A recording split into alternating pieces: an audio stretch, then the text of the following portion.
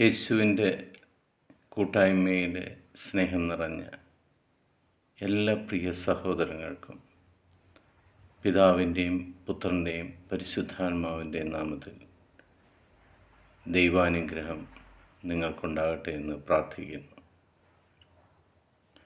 അതിരാവിലെ തന്നെ ദൈവവചനം ശ്രവിക്കുവാൻ, ദൈവത്തോടു കൂടി ആയിരിക്കുവാനും നമ്മളെ ദൈവം പേര് ചൊല്ലി വിളിച്ചതിന് ദൈവത്തിന് നന്ദി പറയാം.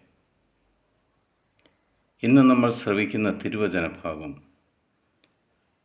യെശയ്യാ പ്രവാചകൻ്റെ പുസ്തകം 22-ാം അധ്യായം 22-ാം തിരുവചനം.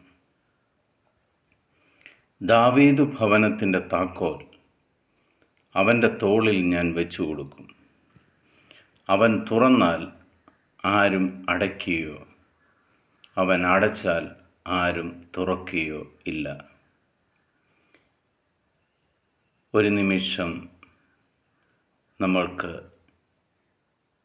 ഈ ഭൂമിയിലുള്ള എല്ലാ ജീവനുള്ള ദൈവമക്കളെയും വിജാതീയരും സജാതികളുമായ 800 കോടിയിലധികം വരുന്ന ദൈവമക്കളെ യേശുവിൻ്റെ സന്നിധിയിലേക്ക് കൊണ്ടുവരാം. ഈശോയ്ക്ക് അവരെക്കുറിച്ചൊരു പദ്ധതിയുണ്ട്. അവരുടെ പദ്ധതികളിൽ മേൽ കർത്താവ് ഇന്ന് അനുഗ്രഹിക്കുന്നതിനെ ഓർത്ത് നമുക്ക് നന്ദി പറയാം. ഈ തിരുവചനം കേൾക്കുകയും അത് പങ്കുവയ്ക്കുകയും ചെയ്യുന്ന ധാരാളം മക്കൾക്ക് പല പ്രശ്നങ്ങളുടെ മേലും അടഞ്ഞു കിടക്കുന്ന ഒരു വാതിലുണ്ട്. ദൈവമായ കർത്താവ് വളരെ വ്യക്തമായിട്ട് പറയുകയാണ്, യേശുക്രിസ്തു വഴി നിങ്ങളുടെ വാതിലുകൾ ഇന്ന് തുറന്നു കിട്ടും. നിങ്ങൾക്ക് എന്തെല്ലാം ബന്ധനാവസ്ഥകളാണ് ഉള്ളത്,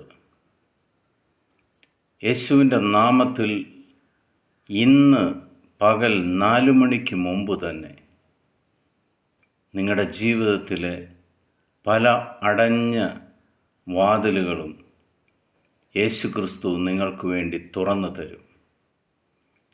നിങ്ങളുടെ മുടങ്ങിക്കിടക്കുന്ന പല പ്രശ്നങ്ങളുടെ മേലും കർത്താവ് ഒരു തുറന്ന വാതിൽ നിങ്ങൾക്ക് കാണിച്ചു തരും.